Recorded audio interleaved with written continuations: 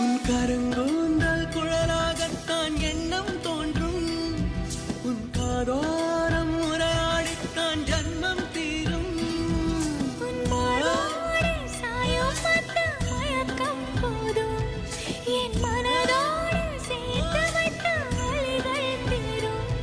உன் காதல் ஒன்றை தவிர என் கையில் ஒன்றும் இல்லை, அதை தாண்டி ஒன்றும் இல்லை.